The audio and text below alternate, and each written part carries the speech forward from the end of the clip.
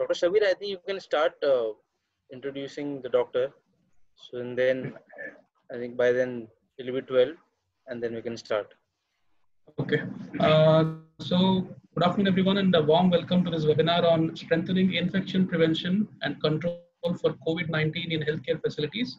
To deliver this webinar, we have with us an eminent clinician, Dr. Professor Ashwani Kumar Sood. He is a professor and HOD of the Department of Pediatrics and Adolescent Medicine, Indira Gandhi Medical College, Shimla. Just a brief of his achievements. He's been a national convener at IAP QOC Cell, Vice Chairperson IAP Infectious Disease Chapter, convener in IAP ICMR Consultative Group on AMR. He's a Vice Chair State RNDCP Task Force, Member Secretary State AEFI Committee, ex-Chief Coordinator Medical Education Unit, PI RVV Clinical Trial, and Measles and MMR vaccines, and INSPIRE and CRS Surveillance ICMR study. His special interests include in quality of care in health settings, antimicrobial stewardship, immunology, vaccinology, infectious diseases, infant nutrition, and medical education.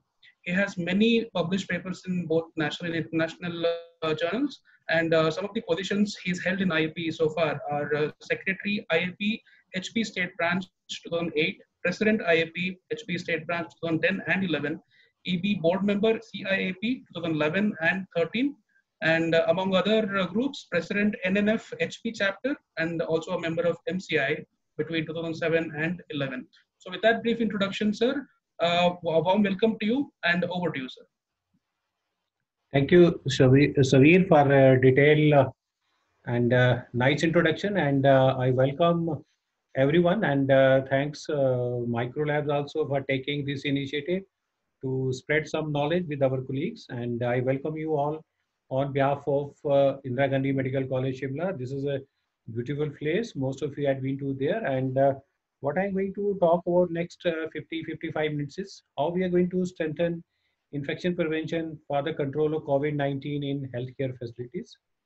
And I'll be covering this topic in two parts. First is the personal protection of healthcare workers, how we can take care of our colleagues by maximizing the use of PPEs. And during second half of this talk, I will talk about infection control strategy, which we can do during this pandemic to minimize the loss of health power. So we all know, and this my presentation is dedicated to our colleagues, who has already few of them have lost their valuable lives fighting with this pandemic. And we all know that healthcare worker force is the number one who is going to take care. And to begin with, this is basically the structure of corona. And this is the lipid coat, which protein spikes, which attaches to the mucosa of the respiratory tract. Then we have these airborne generation particles, which are going to take care. And finally, we have those spikes, which will probably when somebody is going to take care, like spread. So when we cough or sneeze, a patient who is harboring this microorganism, and what does it lead? So there is contamination. Either we can contaminate the air, or there is contamination of the surfaces, which because this virus stays for a long time in certain issues like plastic, stainless steel, and copper. Copper is where it stays for 6 to 8 hours. And finally, if somebody is not careful, because while sneezing, we are not practicing cough hygiene, which we are going to discuss, we can contaminate ourselves. So what's the incubation period? We should know from the exposure to the time of development of symptoms. It is average taken in 5 to 6 days as on today, because this data is still emerging. Range is 1 to 40 days. And important point is to look into the period of infectivity. So remember, there are few issues. The individuals, they are most infectious when they become symptomatic. That's the time when they start showing symptoms. And this infectiousness level depends on severity of symptoms and what is the stage of illness at that time. And it is being documented that higher levels of virus are detected in the people who have got severe illness. And right this time we know there are people who are asymptomatic, but they are the super spreader, and we do not have exact data how much they are going to contribute to overall spread. And one more thing which you are going to see and must be looking into the literature. In some patients, the culture can be positive even up to 8 days or even staying for weeks together. So this is because of the some particles of viral nucleic acid. And remember, this is not the infectivity of that very particular person. So what are the signs and symptoms to just brief? So when we look into this fever, but it is being said that it is going to be often absent in older people and like young population like children, dry cough, shortness of breath, production of sputum, fatigue, loss of appetite, and sometimes there could be change in baseline conditions like hypotension or something like that. And now CDC has added more of, starting to begin with sore throat, headache, myalgias, arthalgias, chills, nausea, vomiting, congestion, nasal congestion, diarrhea, and hemoptysis. So this diarrhea and URTI illness are more common in the children. Number of studies are now being reported conjunctival congestion and even involvement of the skin in the form of rashes, even like Kawasaki-like disease presentation. So just to continue, remember that older people and vulnerable individuals, they can have non-clinical symptoms or the symptom may be minimal to begin with. And so it's important to use one's own clinical judgment in this disease when we are assessing and monitoring all these patients. And this is a vulnerable population, this is old age one. So primarily one should be careful when any patient present with either sudden altered mental status or there is increased confusion or patient has got some underlying lung disease and there is worsening or complain of loss of appetite or increase in falls or something like that. So why this presentation actually? So remember, we are not immune to this disease, and this is first, basically we can say he was martyr. This is Dr. Li Willen, who was the first one to report from Wuhan. And then what has happened that up to this time, we had more than probably should be 250 healthcare workers who had died, and still more and more is coming to this disease. And what we can understand, if you look into latest publications and reports, around 90,000 health workers have been infected in worldwide as per the nurses group claim. And if you look into the Medscape, they have put a dedicated page which is in memoriam of healthcare workers. And if you look into the 13th May latest data, so probably there are going to be more than 1,000 healthcare workers and total 9,000 healthcare workers have contracted this disease. Before we talk about infection prevention and control, let's understand what it is. It's basically a scientific approach, which is based on practical solutions, which are designed to prevent harm, which are caused by infection as we see around, like it's not only by COVID, it is by others like influenza and others. So we are going to prevent this harm to the patient and healthcare workers. And this is based on the principle of infectious diseases, epidemiology of a particular disease, because it is going to vary from disease to disease. What is our social sciences, how we are taking up, how we are working, and sometime on the strengthening of the healthcare system. So it's rooted in the patient safety and health services quality. So one need to be take care of this. Just to begin with, why we talk about infection prevention, there are certain inherent variables. If we are going to utilize in my own institution, my place of work, so I'm going to protect myself. At the same time, I'm going to give protection to my patients, which are going to come. And finally, because we are a social animal, we live in a community, family. So we are going to protect our family, community, and environment. So there are certain goals in this IPC goals. They are in the prevention of the disease. So how we can prepare for this particular outbreak? So why? So one is to reduce the transmission of healthcare associated infection. As we saw, number of our colleagues has been infected in all places. And even in India, we have seen a number of hospitals get were shut down when almost 20, 30, 50, and 70% of the staff gets infection. Another issue is to enhance the safety of the staff, patient, and the visitors, and probably to increase the ability of the organization or the health facility to respond to a particular outbreak. And we are going to reduce the risk of hospital healthcare facility So when they are going to take care, so we have minimal loss to the healthcare workers. So what are the strategies which has been probably taken care of either to prevent or limit the spread of COVID-19 during this time? So it's important to understand that apply standard precautions for all patients, which like we were doing for HIV, hepatitis B, and other diseases as we come into. So it's important to every time take care of standard precautions, and one need to ensure triage when we are dealing with these patients, early recognition, and try to control the spread of the disease from the source. Plus COVID-19, because this is a emerging pandemic. So as in we are moving ahead, we are coming across newer and newer data. So we need to look into those additional precautions also as we are looking into the newer and newer data. And at times, because this is one need to look into administrative controls also, because some things are going to happen. You need to change your hospital practices, how patients are coming, which we are going to discuss in the infection prevention control. And to take care of these issues, sometimes you may need to do modifications, and probably as the data is coming, we may need have to look into number of issues for at least next coming years. So what are so-called invention prevention measures that we have worked so far? Because as we move on, we look into that there are certain strategy which has been used in a particular disease and has been found useful also. So one is disease is assessment of admission on at the time of admission on all patients.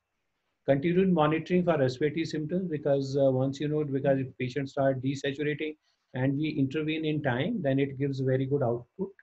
Then where this patient is going to be placed, and for these three category of patients, these are non-COVID ward or emergency department sections.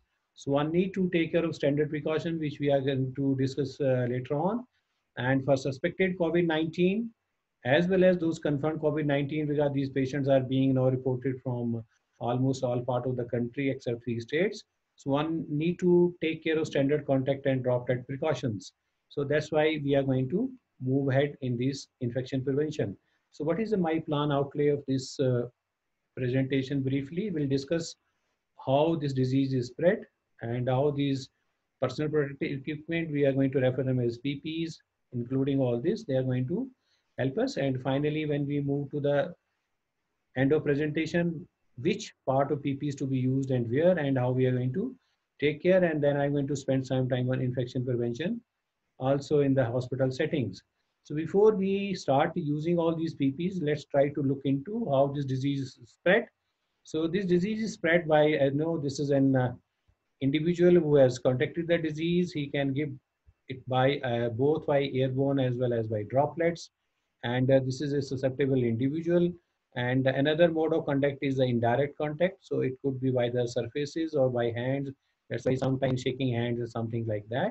And just to discuss it in more detail, so these are droplets basically, and droplets could be from mucus, saliva, cells, and infectious agent. They can contain like this. And how these droplets are produced? When I'm talking, sneezing, breathing, coughing. And this is a basically mechanism of production of this. So what happens? These are the aerosols we have to this as per when we look into the disease pattern, less than 10 micrometer as well as beyond less between 5 to 10 micrometers. So when we have those large droplets, they are going to be can be spread as up to 6 meters. And when we look into those less than 5, between 5 to 10, so they are approximate, it is suggested that they are spread between 1.5 to 2 meters.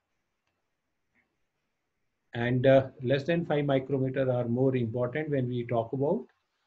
Another important which is issue which is emerging in disease is that those large droplets, they remain for very short time in the air like here. But if they are short in the air, then they are dispersed over short distances, those smaller ones. So that's very, very important. And when somebody is going to exhale, so then these droplets are going to be spread up to 1 meter. So more facts about droplets. And remember that one sneeze can produce individual around 40,000 droplets. The size could be between 0.5 to 12 micrometer. And this is the approximate speed which has been documented up to 100 meter per second, and it can be thrown up to 6 meter. And when somebody is coughing or talking in a normal tone, so he or she can produce 3,000 droplets, which can be spread up to 2 meter, and this normal respiration up to 1 meter. And these droplets are airborne, so microorganisms can become airborne. The droplets are generated during sneeze, when we talk, cough, sneeze, vomit, or sometimes there is atomization of feces during sewage removal, because COVID, around 30% of the patients can have this virus in their stool. And when these patients land in the hospital facility, then they may need some interventions like intubation or like manual ventilation, suctioning, CPR, bronchoscopy, so on and so forth, such as autopsy. So there's another additional risk of aerosol generation. So let's look into that. When we are working in a particular facility, there are certain airflows, like this is a place where this air is just put into the entry before to the ICU, how it's going to take care. This is another scenario where this is an ICU and this door is open for repeatedly. So even these can spread this virus from these facilities. And finally, this is a door of ICU, which is or area isolation place, which is going to be opened and shut again and again. So what happens when we are doing these issues? So there we are going to release to the currents of the air. So when even the isolation of opening, if we are opening the isolation room, and even it has been documented that body heat, use of fans, television, medical equipment, that is a rise in temperature can spread these small nuclei which are less than 5 micrometer.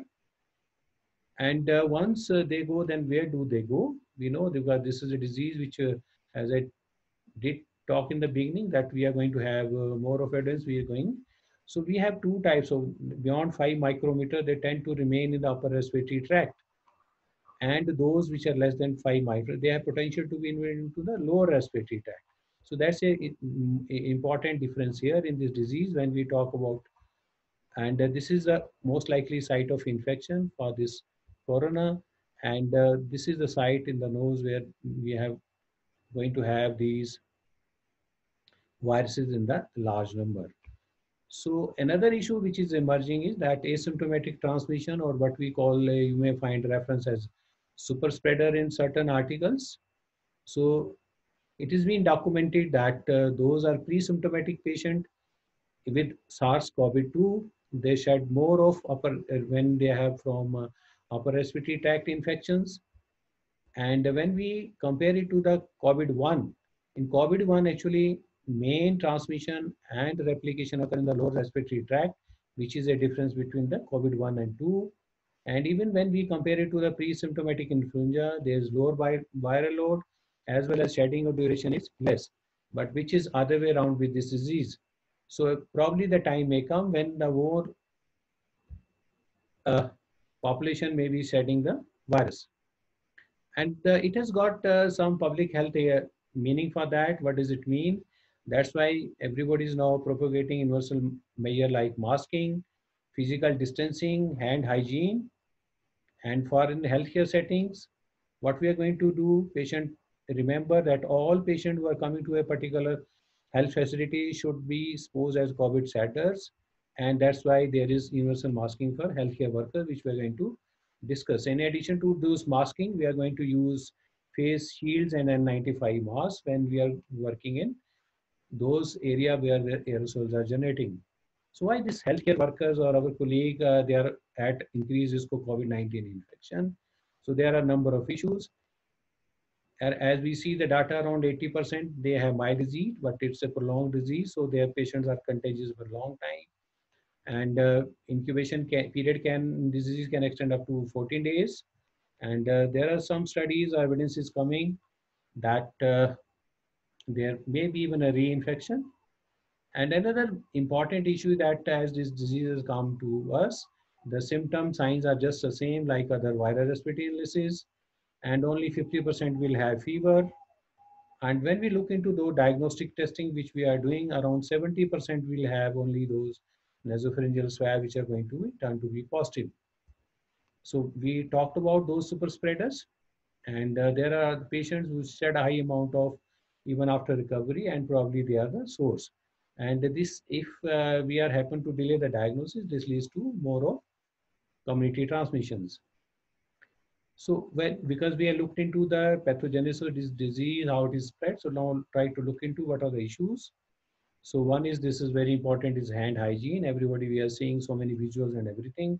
We were also working on that, but earlier we were not so particular.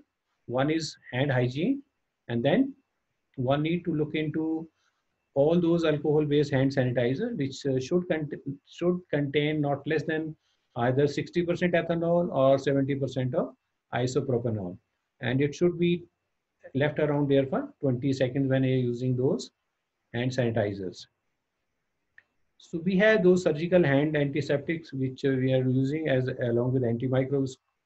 So, but if somebody is going to do the surgical scrub, then it should be taking all those precautions. Why? Because we as healthcare workers, our hands are the tool which are going to get all those infections in these patients if we don't take care. Hand hygiene, how to perform this standard WHO protocol, both with the soap and water and along with the alcohol base. We know all those steps. And if you're using alcohol well hand, well, at least rub hands for 20 to 30 seconds, and with soap and water between 40 to 60 seconds with running water. Try to avoid contact with eyes, nose, and mouth. We are going to use certain devices. And one need to practice cough hygiene when somebody is going to sneeze or cough. Then if as a healthcare worker or in a society, if somebody appear, then one need to, healthcare worker, then they are recommended surgical mask and for homemade mask for the general population. And if we come across those patients, we are having respiratory symptoms, then at least try to keep a distance of 1 meter. So these are the respiratory etiquettes which we should perform even for all like colds and flu.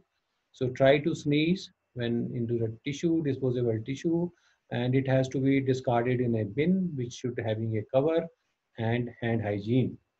And if you are not having, then one need to take care of his hands or elbow like this, and we should be avoiding to spit here and there. So we are using sanitizer and disinfectant. Let's learn about them.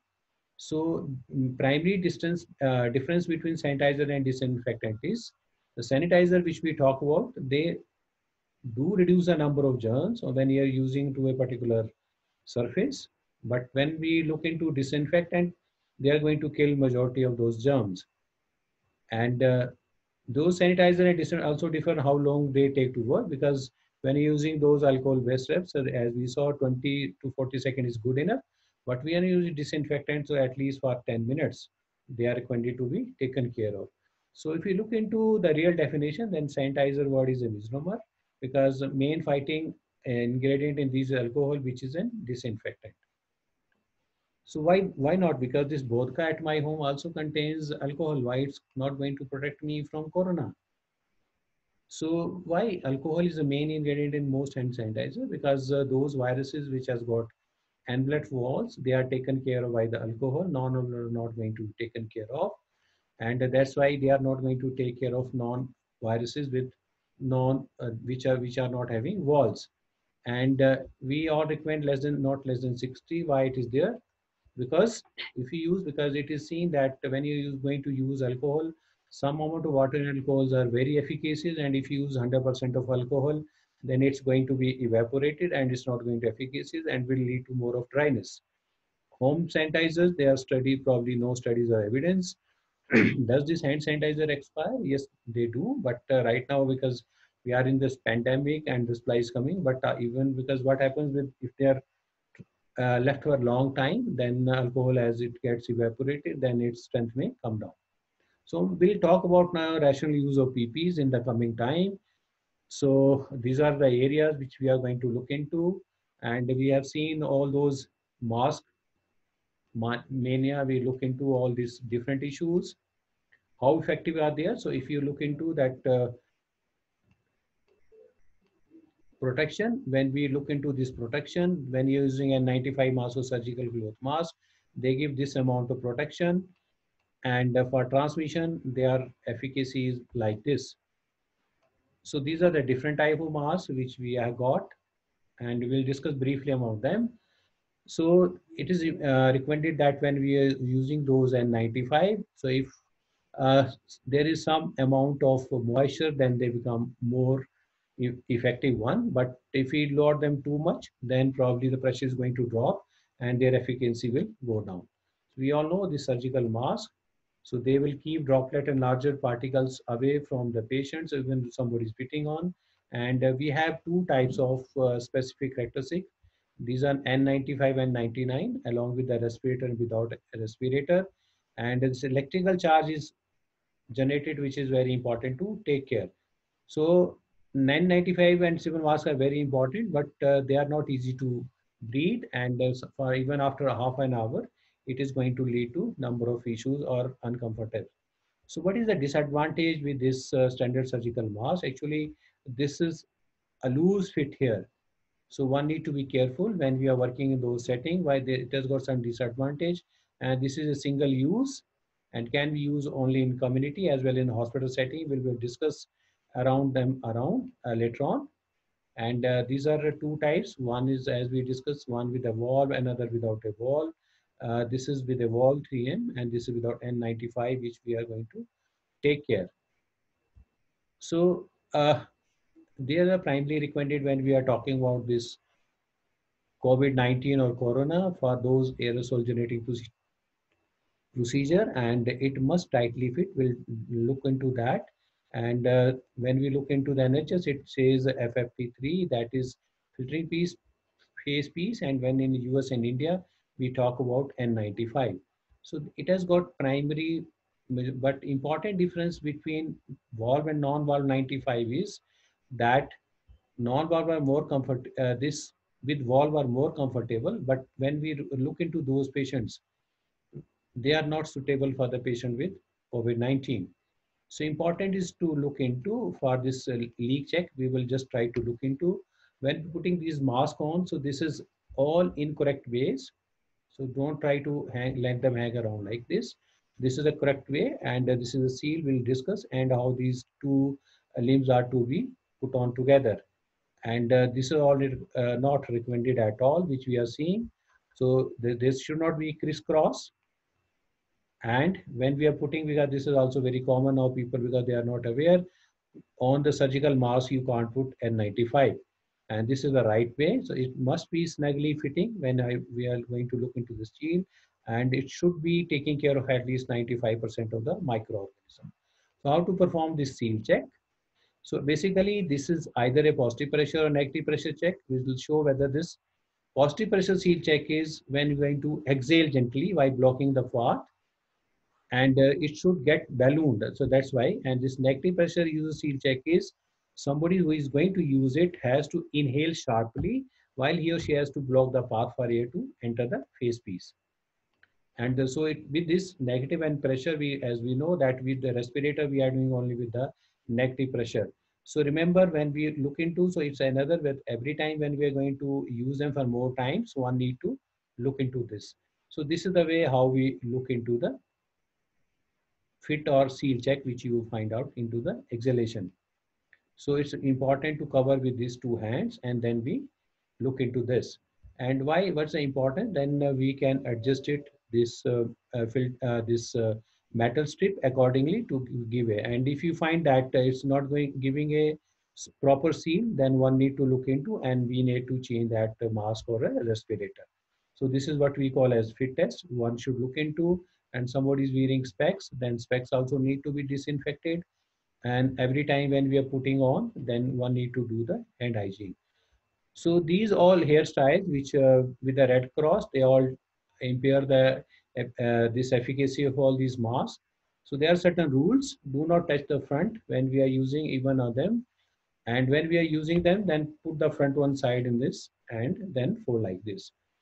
When you are going to take care of the surgical mask, then try to take out holding from both the side of the string, and never hold the mask from the front area, because this is the most one contaminated and it should go to the dustbin. This is yellow one.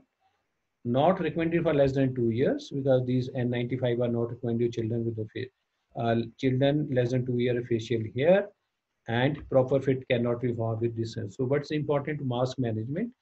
They need to be looked into, and do not reuse single-use mask. That's very important because people are citing again and again, and they need to be disposed of immediately.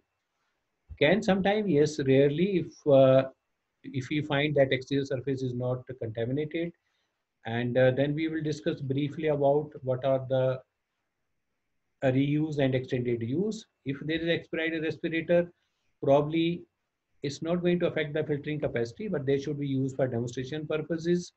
And every time when you're using respirators, one should inspect the respirator and perform a seal check. And generally, the expiry date is 5 years up to the use. Yes, because we are having this shortage, so it can be used by the same user and must maintain its fit and function when we are using it. And limited reuse has also been recommended. We'll discuss. Before that, one need to look into what is extended use when we are talking about these 95. So particular person or healthcare worker is going to use it for the contact with the several patients without removing the respirator in between. And reuse refers to the same 95 when we use for multiple encounters without that's doffing or removing it after each encounter. And in between, it has to be stored so that when we put in before, and this is also recommended for the limited reuse. For extended use, so this is the way how you're going to look into. So place surgical mask in a cover and but when it is visibly swelled or somebody has directly sneezed or coughed on or there's integrity is lost because we can find out there are tears or something like that, then they need to be discarded right now.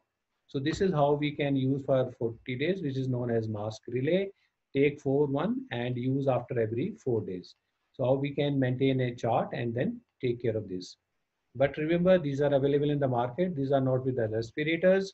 These are fake and they cost around between 300 to 400 rupees. And this is, so it's important to re-emphasize every time. It's a single use and they need to be taken care of in the garbage. Otherwise, we are going to come up this situation. This is taken by one of the healthcare volunteers. So their guidelines by the CPV say that it has to be, if you want to dispose, there is a special and most of the time those in urban area, there are designated bins. So there should be. So this is another issue for the community. So it is recommended for that if you use community uses those masks in community, then we can reduce RO by 50%. So this is basically 4 mechanism how these masks are produced. These are the filtration mechanism, 4 which are going to take care of microorganisms, fungi and pollutants. But when we are using those homemade masks, because everybody is using, so they are just using only 2 surfaces, that's in inertial impaction and interception, but there are certain riders. So what are those riders? So before we put on, one should wash his or her hands with at least for 20 seconds. And remember that it should contain minimum of 2 layers of fabric or tissue. And this fabric or tissue of the breathability of material used should be good one. And it should be water repellent. And the shape should be like that it can be, as we talked about, it can be up to molded for the face fit. So now briefly, we have discussed this and these are the guidelines which how we are going to use this mask in the. So remember now because there is shortage, so we have got fake N95. So one need to look into, I'll give you 2-3 pictures of that which is available. These are all fake ones. So you can find out even somebody is trying to look for the noise certification. So there could be misspelled. So that's why these are the Government of India recommendation. So what these are our own now. So that's why based on that we should be looking into. And even in as latest as up to 7th May, the CDC has issued an warning that when you are going to procure them from other sites, try to look into. As we saw initially, we are going to discuss what are the other components after the mask. These are eye goggles and shields, followed by skin.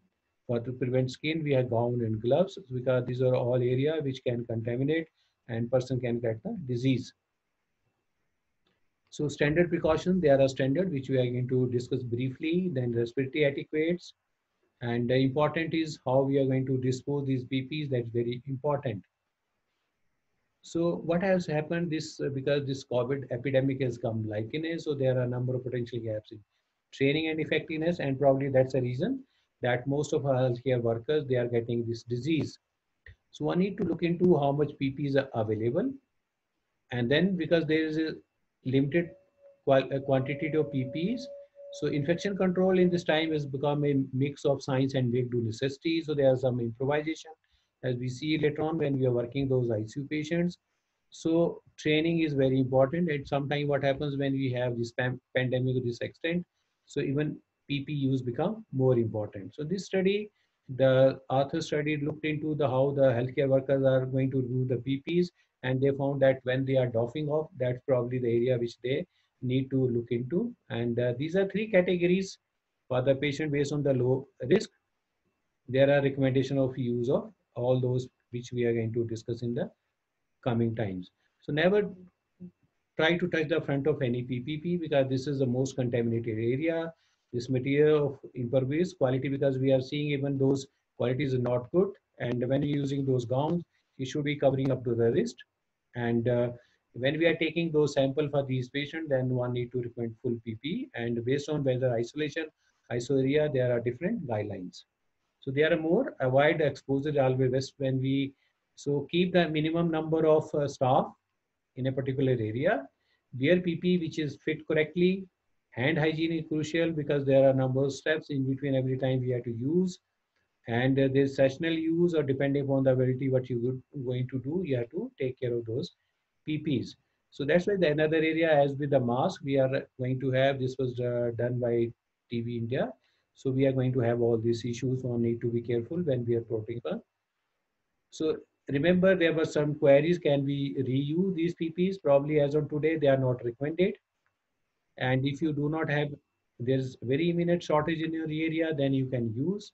And when, because there are definite donning and doffing guidelines where they are to be disposed of. And 1% hydrogen, 11% hydrogen peroxide, when we want to, they can be used. But these goggles and face shield, they can be reused after using sanitizing them with either with 0.5 to 1% sodium hypochlorite or 70% alcohol. So they can be used. And this in one study with ultraviolet fluorescence, the authors, they study the behavior of use of PP, and they find that incorporating most protective area were having the most important issues with the doffing. So that's why it's very important. So these are the other components of PPs which we are going to discuss for covering of different part of the body. Then shoe covers and head covers, because for long hair they need to take care. So we'll discuss briefly gloves. It is recommended that in this pandemic we use non-sterile disposable patient examination gloves, and standard specification for nitrile gloves, because they are preferred over the latest gloves because they are going to resist chemicals and certain disinfectant. So because we have both these coveralls as well as the aprons, so they are going to provide 360-degree, and they provide, and heat stress is also generated when we are putting on this coverall. So when we are working in temperature 45 or something like that, because there are also guidelines for restricted use of air conditioning, but we do not have any comparative studies, so both can be used. So there are certain requirements. So there has to be a definite area for PP, and one very important is there should be a mirror and one buddy who is going to take care of all this. And before donning, please take care of all jewelry. Staff is well hydrated because they have to work in full shift, and they have availed the toilet facility. And if hair are very long, then one need to tie, hand hygiene, and remember that is secure and properly fitting and appropriate size. And for doffing area, one need to have a clean chair, alcohol-based hand rubs, disinfectant wipes, risk bin, disposable gloves, and if possible, one buddy. And this is a few diagrammatic hand washing, then put on the inner gloves, followed by long sleeve gown, then cover them like this, put on the mask or respirator, and took this uh, test which we discussed in detail, then Google or face shield, depending on the area which you are working, then finally followed the outer gloves. And so before we taken, so it's very important, donning and doffing are to be done in the separate space, which should be away from the patient area. And that important is because it's not easy to put on all this and doff it all. So training, teaching, and if you have facility for simulation exercises, so one should be discussing with our colleagues, healthcare workers, keep those mobile which are bringing from home, and all local guidelines should be used. So when we are looking into this, because this whole use of PPs, because we are dealing with a shortage, so we have those low contact and high contact areas. So when we are using this low contact, so one we are going to use for eye protection, surgical face mask one can use, disposable gown and gloves. This is for low contact. But when we are working in isolation with COVID-19 or ICUs, this is a high contact area. So full eye protection, N95. This gown has to be long sleeved one, disposable, and nitrile gloves. So this is how we are going to take care. And if there are shortages actually, then somebody can even for, because there is limited supply N95, then one can use this surgical mask in place of N95. But in case only when we have shortages. So what are best practices? Because this epidemic is just evolving, so we do not have much of. So even one Cochrane collaboration said that what type of PP is going to work in a particular substances, only the time is going to tell. But by this time, what are those local guidelines? We should be following them. And what happens as we are moving into this pandemic more and more, we are having newer and new policies that also will lead to confusion in the health workers. So, and even at the different hospital and different states and countries, we find different masking guidelines.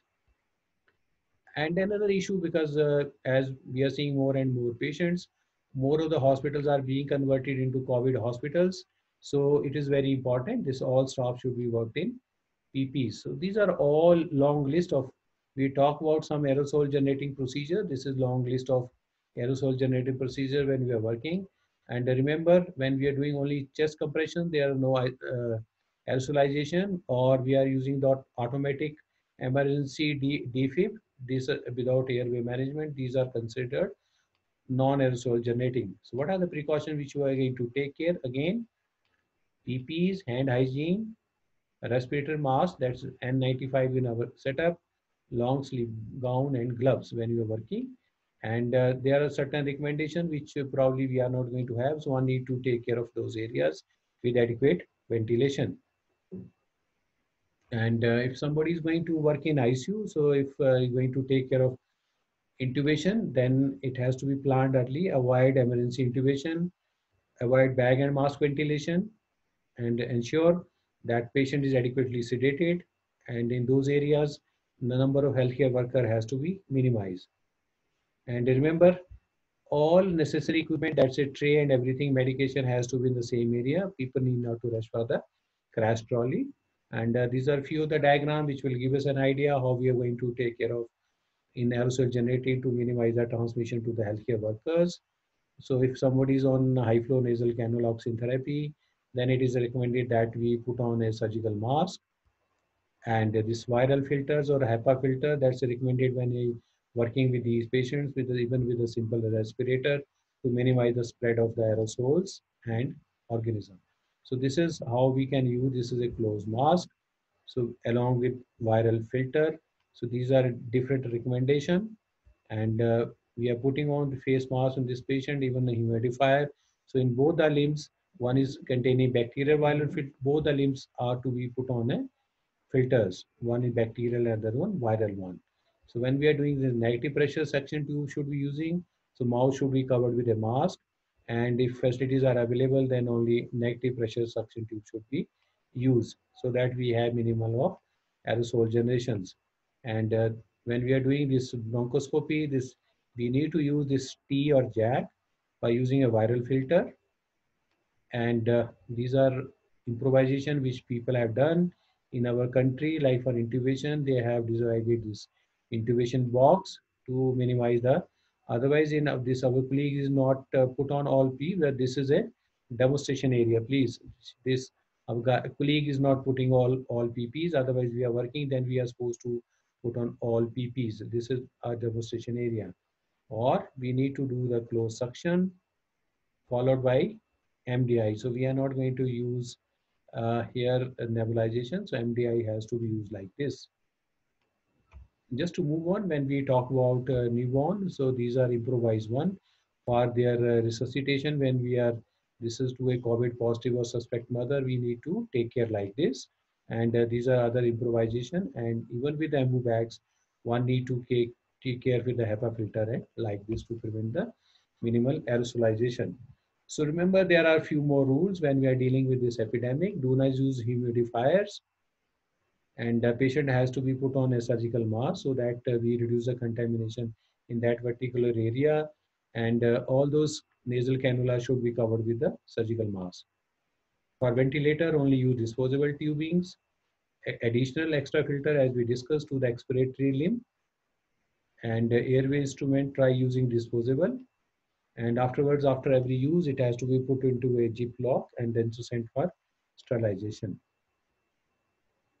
So we discussed that this is one study, a very interesting one. Those who look into the literature, how long these aerosols can be generated. So it's important to use MDI wherever possible. And ideally it's recommended an active pressure room, but one need to generate currents. Try with the double limb and the HPF noise. So this is one study which came from Wuhan, China, and you can see how much is the contamination in hot zones and used zone in the ICU. So one need to be looked into. So we'll discuss briefly because we know this is a very testing time for our colleagues. So there's one need to balance the risk or likelihood versus consequences when you are working on all those sitting. So we'll talk briefly in next 15 minutes. What are the safe work practices?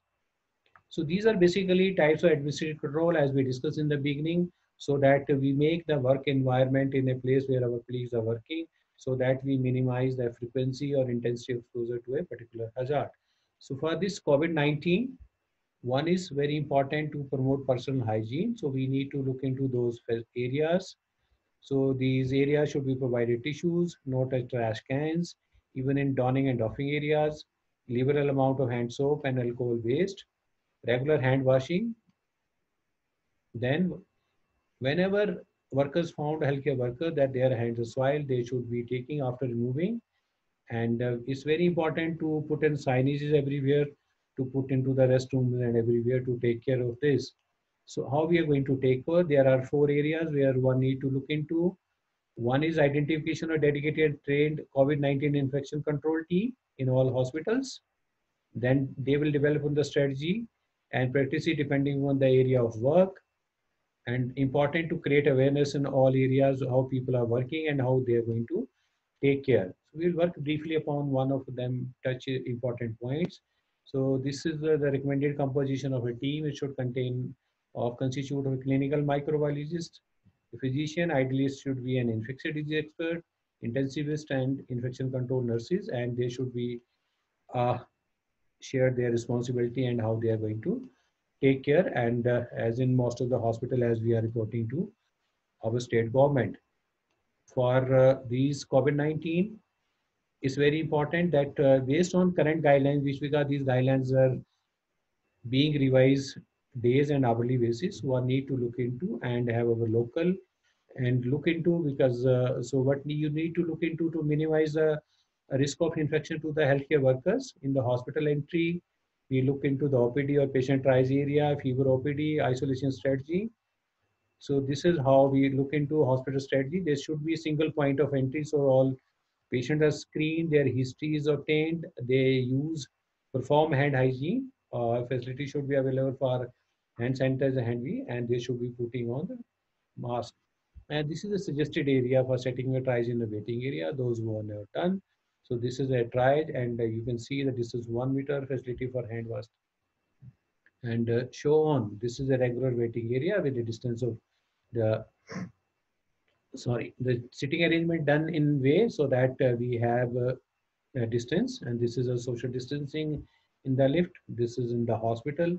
People are not to look into the crowd and how they are going to look into these issues when they are going to visit the different counters. So these are the recommended one. In OPD patient area, please do designate these areas, screen these patients after a questionnaire, and there should be infrared thermometers. But people are going to use paracetamol before coming to the hospital or applying ice. So one need to be careful, and these OPs and OPD areas should be separate one. As we discussed, this OPD area should have good ventilation, exhaust facility, and a dedicated healthcare workers. And those our colleagues which are working, they are supposed to put on all those 6 components who are working in this area.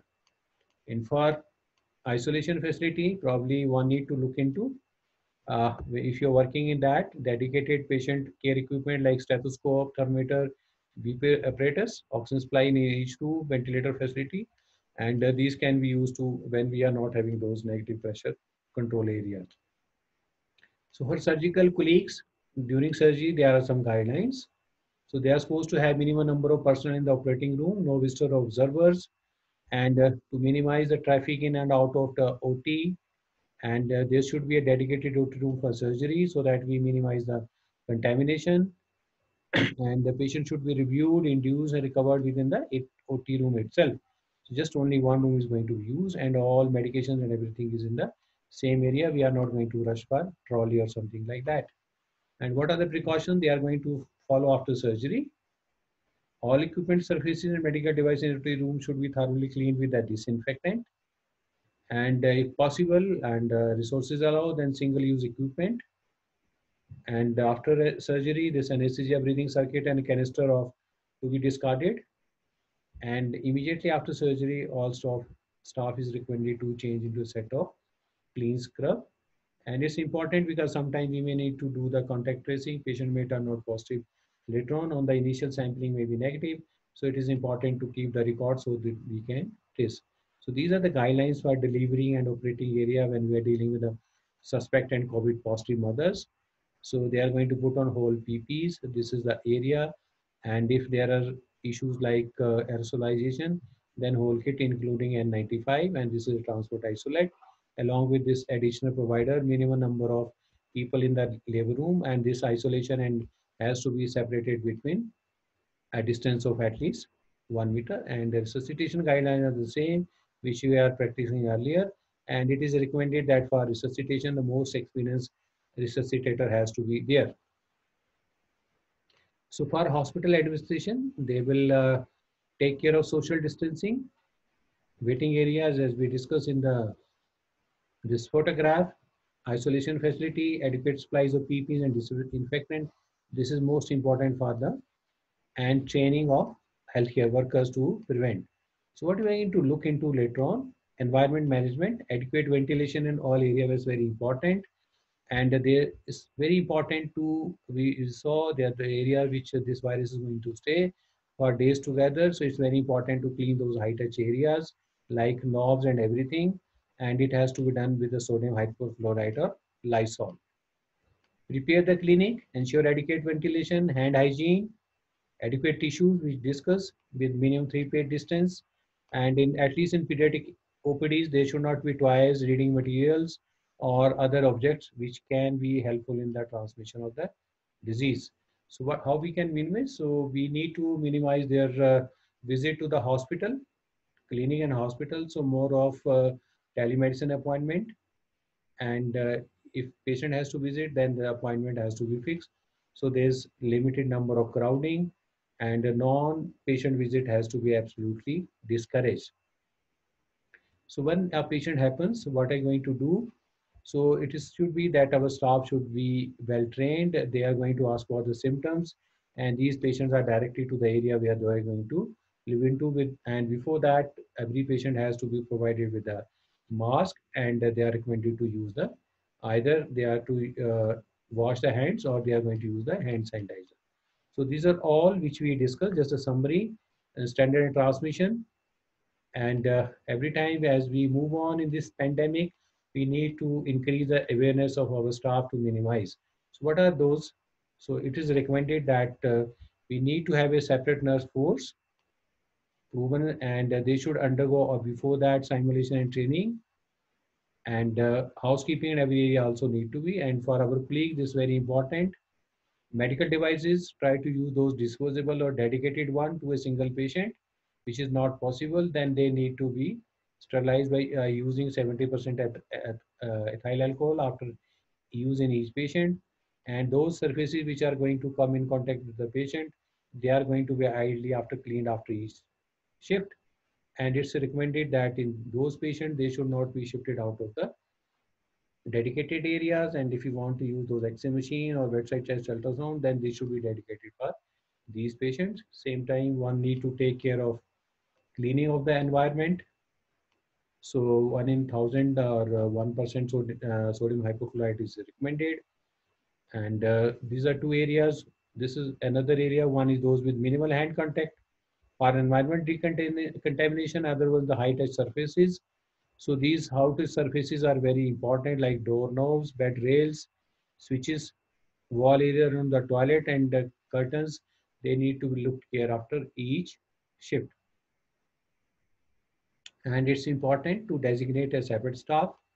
And these are the recommended that high touch areas what they should be cleaned after every 3 to 4 years, either 3 to 4 hours with 70% alcohol or sodium hypochlorite, and low touch like wall, etc., once or twice a day.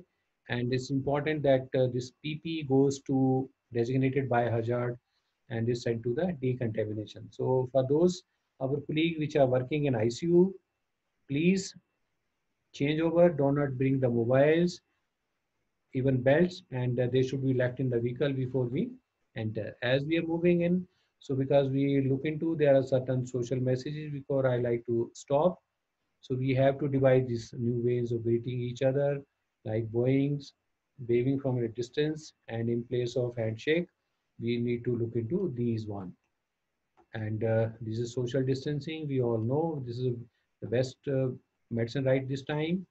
And this is the far area to come. Now we have to sit like this if we meet somewhere. And for restaurants or like, I think this is going to the area, or as we are seeing, few restaurants are going to keep the dummies just to prevent the, so we are just going to prevent the transmission from one to other one. And there's one acronym, beautiful acronym, SMS. Please use soap, wash your hands frequently, mask, wear a mask when we go outside, especially to the crowded places. Should be knowing how to put it, how to dispose it off, and finally to keep social distance in all those areas. And this is going to take care of the spread of this virus. This information, as I am discussing, sometime may be out of date within hours to days. And these are the sites from which I have taken this information, different, so one can go into. And I like to thank you all for giving your time. And this our presentation is dedicated to healthcare workers who have lost their life in this fight in this pandemic, and to my resident, Dr. Mandeep, who has Manmeet, who has worked hard to make this presentation a success. So thank you, everyone. If there are some questions, I like to take on this. Yeah, thank you so much, sir. Thank you so much for such a beautiful, elaborate presentation. And we do have a few questions in your Q&A section. And I request all the participants to post their questions only in Q&A section so that doctor can take up. Okay, over to you, sir. Okay.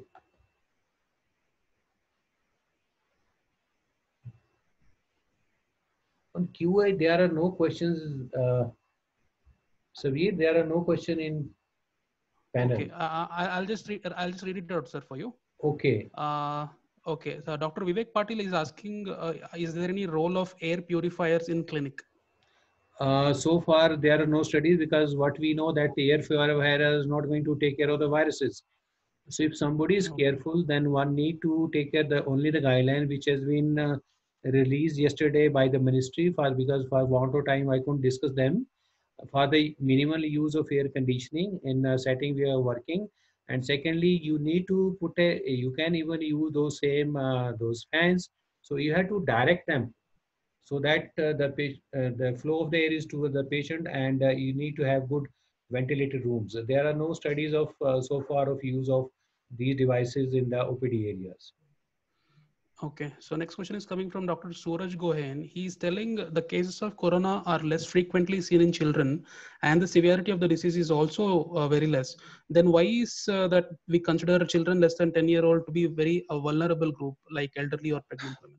So issue is that children, because they are not going to use, one is Masking is a difficult one with the children because we know that for less than 2 years it's not recommended, because that's the one. And social distancing, they are not going to maintain social distancing because children are going to suppose somebody is a healthcare worker, he is working in an ICU setting, he will go back home. So what the first thing we are going to do when we go back to the home, so we are going to mix over with the family friends. And so that's why we don't know, he may be asymptomatic spreader when they are moved to the even to the parks. So that's why there are limitations, they need to maintain social distancing. And why we are not seeing, there are other issues that why the disease is mild in children, that's another issue. But the data which is coming from India, we are losing, we are lost few infants also, less than 5 year also. So it's very important because we don't have vaccine. So by that time, the only vaccine is the prevention, social distancing and masking. So that's the reason. Okay, sir. Next, we have a question from Dr. Suhas Kulkarni. He's asking, is there any role of hydroxychloroquine in prevention of COVID in healthcare workers? There are two issues because the ICMR came up with these guidelines on the 3rd of March, both for healthcare workers as well as there was no evidence. And if you look into their recent statements, only last week, Dr. Gangadhar has appeared on a television news channel and he said that they are going to do the now trials. So bear with me, as on today, there is no evidence of use of hydroxychloroquine as prophylactic drug in healthcare workers. Because we did discuss this issue with number of our colleagues which were on a webinar from different parts of the country, and everybody just opinion is that we are not going to have that. There is no efficacy as on today. So, and there are around 8 riders when somebody has to take hydroxychloroquine. So it's very important to understand also. Okay. Next, we have a question by Dr. Gurpreet Singh. So he's saying, can a COVID patient and a non-COVID patient use the same restroom? Is there any possibility of transmission there? Yes, definitely there are a number of studies in the adults which say that it is around 30%. So when even we are going to, because if you sue into those isolation and other guidelines, so what is happening that the guidelines say that you need to put these patients in a single isolated room where you got the separate toilet. But sometimes the facility may not be there. So it is recommended that if a COVID patient is using a particular toilet, there is no other toilet and it has to be used by the non-COVID patient, then it has to be disinfected before the non-COVID person is going to use the toilet. As we discussed, sodium hypochlorite is the best one. Okay. This question is very important, sir, and a little tricky one because most of us use cell phones. How can we sanitize our cell phones?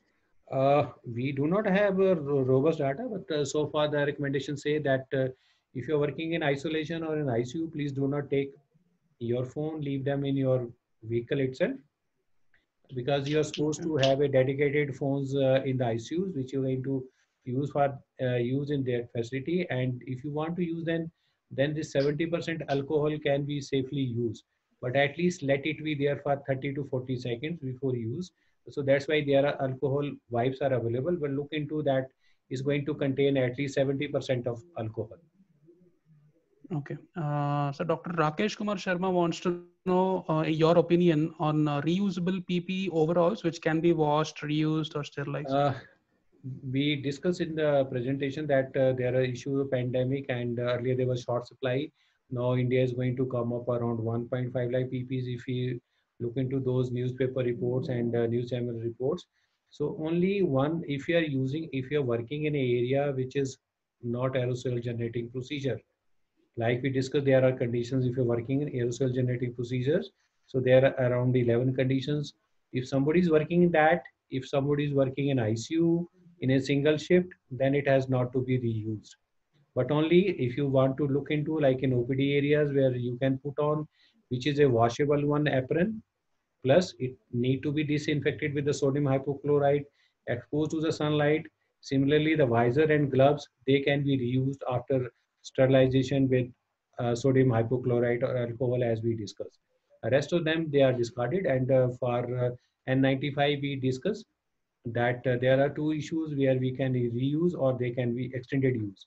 But those for, it's my request to everyone, those working in ICU or isolation settings for COVID positive patients, these items are not to be reused. They will go to the designated bins for their strict disposal as per the guidelines.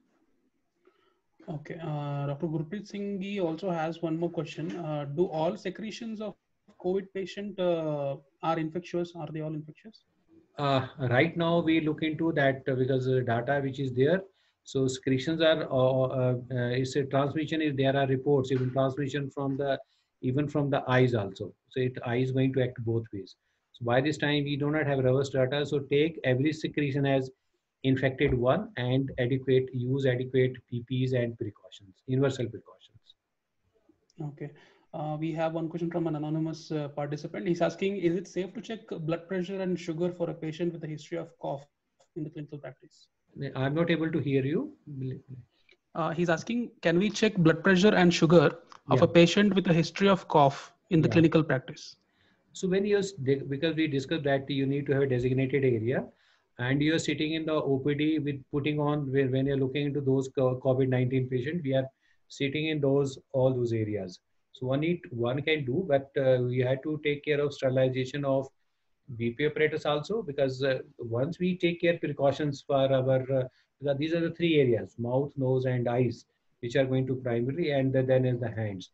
So one can do it because we are doing it now. We didn't see so much of those COVID patients, but we are doing it. But one need to take care of all these, even if you're sitting in OPD or emergency area.